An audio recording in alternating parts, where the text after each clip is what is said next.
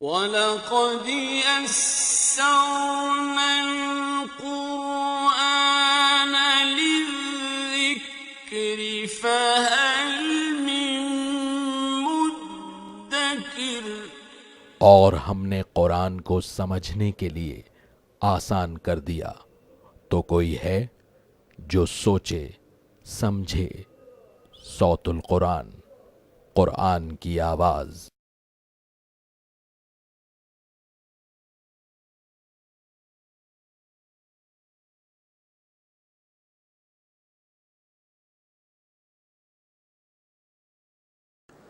نحمده ونصلي على رسوله الكريم اما بعد فاعوذ بالله من الشيطان الرجيم بسم الله الرحمن الرحيم يا ايها النبي اتق الله ولا تطع الكافرين والمنافقين ان الله كان عليما حكيما صدق الله العظيم۔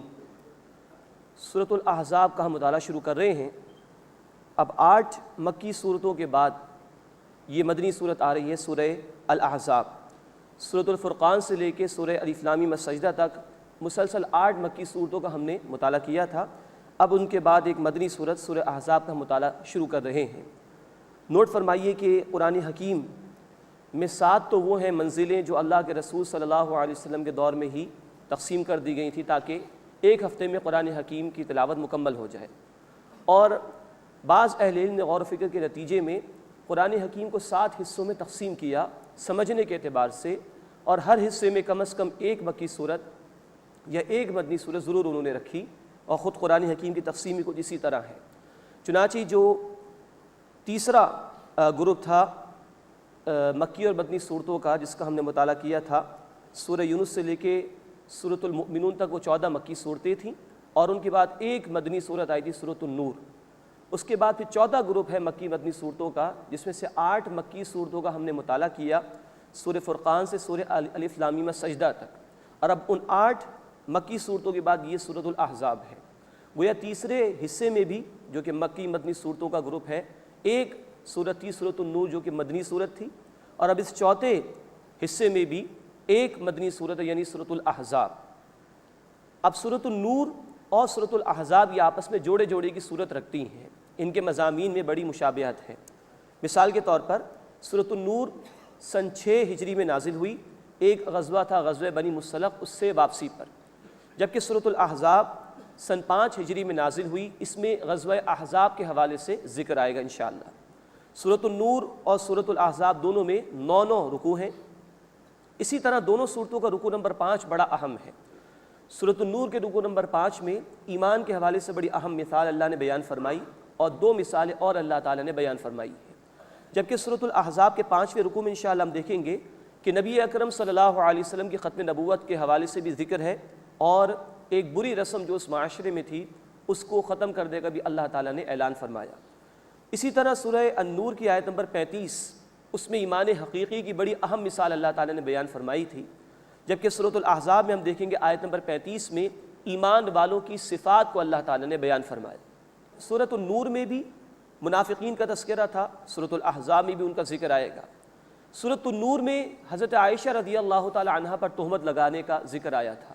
سورۃ الاحزاب میں ہم دیکھیں گے کہ اللہ کے رسول صلی اللہ علیہ وسلم پر بھی ایک اعتراض کیا گیا تھا، اس کا ذکر آئے گا۔ سورۃ النور میں گھر کے اندر کے پردے کا ذکر تھا، یعنی سطر کے حوالے سے احکامات کہ جب ایک عورت محرم مردوں کے سامنے ہو تو وہ کیا رویہ اختیار کر سکتی ہے، جبکہ سورۃ الاحزاب میں گھر کے باہر کا پردہ، یا یوں کہیے کہ غیر محرم مرد کے سامنے جب عورت جائے گی تو کیا رویہ اس کو اختیار کرنا ہوگا، جس سے حجاب کہتے ہیں، اس کے حوالے سے انشاءاللہ تفصیل آئے گی۔ تو یہ بڑی مشابہت ہے سورۃ النور اور سورۃ الاحزاب کے مضامین میں۔ سورۃ الاحزاب سن 5 ہجری میں نازل ہوئی ہے، اس میں انشاءاللہ ہم دیکھیں گے غزوہ احزاب کا ذکر بھی ہے، تفصیلی تبصرہ اللہ تعالیٰ نے اس پر فرمایا ہے۔ اسی طرح اللہ تعالیٰ نے بڑی اہم معاشرتی ہدایات عطا فرمائی ہیں، حجاب یعنی گھر سے باہر کا پردہ، یا غیر محرم مردوں کے سامنے جب عورت جائے تو کیا لباس اختیار کرے، اس کی تفصیل انشاءاللہ تعالی ہمارے سامنے آئے گی، اور منافقین کے طرز عمل کو بھی اللہ تعالیٰ نے اس میں بیان فرمایا ہے۔ پہلے رکوع میں چند برائیاں اس معاشرے میں تھی، اس کا ذکر آیا ہے۔ زہار کا مسئلہ کہ ایک شخص اپنی بیوی کو اپنی ماں کہہ دیا کرتا تھا اور تعلق ختم کر دیا کرتا تھا، یا منہ بولے بیٹے کو حقیقی بیٹا وہ لوگ سمجھ لیا کرتے تھے، ان دونوں باتوں کی نفی کی گئی ہے۔ اور رحمی رشتوں کا ذکر ہے، اور انبیاء سے اللہ تعالیٰ نے ایک وعدہ لیا تھا، اس کا بھی ذکر اللہ تعالیٰ نے فرمایا ہے۔ یا ایھا النبی اتق اللہ، اے نبی صلی اللہ علیہ وسلم اللہ کا تقوی اختیار کیجیے، یعنی اس کی نافرمانی سے بچیے۔ خطاب اللہ کے رسول صلی اللہ علیہ وسلم سے ہے، لیکن ظاہری بات ہے کہ تمام اہل ایمان کو ہدایات عطا کی جا رہی ہیں۔ وَلَا تُطِعِ الْكَافِرِينَ وَالْمُنَافِقِينَ، اور کافروں اور منافقین کی بات کو اہمیت نہ دیجیے۔ ان اللہ کان علیما حکیما، بے شک اللہ تعالیٰ خوب علم رکھنے والا، حکمت والا ہے۔ وَاتَّبِعْ مَا يُوحَىٰ إِلَيْكَ مِن رَبِّكَ، اور آپ پیروی کیجیے اس کی جو آپ پر وحی کی جاتی ہے آپ کے رب کی طرف سے۔ ان اللہ کان بما تعملون خبیرا، بے شک اے لوگو جو کچھ تم کرتے ہو اللہ اس سے خوب واقف ہے۔ یہ آیت بتا رہی ہے کہ اس سے پہلے جو احکامات ہیں، تقوی اختیار کرنا، اللہ کی وحی پر عمل کرنا، یہ تمام اہل ایمان سے اللہ تعالیٰ کا خطاب ہو رہا ہے۔ وَتَوَكَّلْ عَلَى اللَّهِ، اور اللہ پر توکل کیجیے، بھروسہ کیجیے۔ وَكَفَىٰ بِاللَّهِ وَكِيلًا، اور اللہ کافی ہے بطور کارساز کے۔ یعنی اے نبی صلی اللہ علیہ وسلم آپ اپنی دعوت پیش کرتے رہیے اور اس بارے میں کوئی پرواہ نہ کیجیے مخالفین کی، اور اللہ پر بھروسہ رکھیے۔ ما جعل اللہ لرجل من قلبین فی جوفی، اللہ تعالیٰ نے کسی آدمی کے لیے اس کے سینے میں دو دل نہیں بنائے۔ اس کی ایک تفسیر مفسرین نے یہ بیان کی کہ ایک دل میں ایمان اور نفاق یہ جمع نہیں ہو سکتے، ایک دل میں اللہ کی محبت اور دنیا کی محبت یہ جمع نہیں ہو سکتے، ایک وقت میں ایک ہی شے کی محبت دل میں پیدا ہو سکتی۔ اور دوسرے معنی یہ بیان کیے ہیں کہ جیسے کسی انسان کے سینے میں دو دل نہیں ہو سکتے، ایسے ہی کسی شخص کی دو مائیں نہیں ہو سکتی، کسی شخص کے دو باپ نہیں ہو سکتے۔ یہ ذکر آگے چل کر آ رہا ہے جس کی طرف اشارہ کیا گیا ہے اس مقام پر، کہ جس طرح کسی انسان کے دل میں دو سینے نہیں ہو سکتے، اسی طرح نہ اس کی دو مائیں ہو سکتی ہیں نہ دو باپ ہو سکتے ہیں۔ آگے اس کی وضاحت آ رہی ہے۔ وَمَا جَعَلَ أَزْوَاجَكُمُ اللَّائِي تُظَاهِرُونَ مِنْهُنَّ أُمَّهَاتِكُمْ، اور تمہاری ان بیویوں کو جنہیں تم ماں کہہ بیٹھتے ہو تمہاری مائیں نہیں بنایا۔ یہ زمانہ جاہلیت میں لوگ یہ کیا کرتے تھے کہ اپنی بیوی کو اپنی ماں کہہ دیا اور اب کہا کہ یہ ہم پر حرام ہے، اس کو ظہار کہا جاتا ہے۔ تو پچھلے الفاظ میں اسی طرف اشارہ ہے کہ جیسے کسی کے سینے میں دو دل نہیں ہو سکتے، ایسے کسی شخص کی دو مائیں نہیں ہو سکتی۔ ظہار کے مسئلے کی تفسیر انشاءاللہ آئے گی سورۃ المجادلہ کے آغاز میں 28 سپارے میں۔ وَمَا جَعَلَ أَدْعِيَاءَكُمْ أَبْنَاءَكُمْ، اور نہ ہی تمہارے منہ بولے بیٹوں کو تمہارا حقیقی بیٹا بنایا۔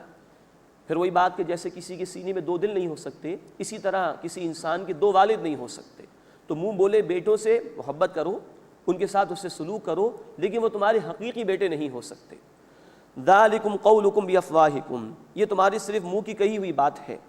وَاللَّهُ يَقُولُ الْحَقَّ، اور اللہ حق بیان فرماتا ہے۔ وَهُوَ يَهْدِي السَّبِيلَ، اور وہی سیدھے راستے کی ہدایت عطا فرماتا ہے۔ ادعوہم لآبائہم هو اقسط عند اللہ، انہیں ان کے والدوں کی طرف ہی منسوب کرو، یہ اللہ کے نزدیک زیادہ قریب ہے انصاف کے۔ مراد یہ ہے کہ جو منہ بولے بیٹے ہیں ان کو ان کے والد کے نام سے ہی پکارو، اپنے نام سے ان کو منسوب نہ کرو۔ فَإِن لَمْ تَعْلَمُوا آبَاءَهُمْ، پھر اگر تم ان کے والدوں کو نہ جانتے ہو، فَإِخْوَانُكُمْ فِي الدِّينِ وَمَوَالِيكُمْ، تو وہ تمہارے دینی بھائی ہیں اور تمہارے رفیق ہیں، تمہارے دوست ہیں۔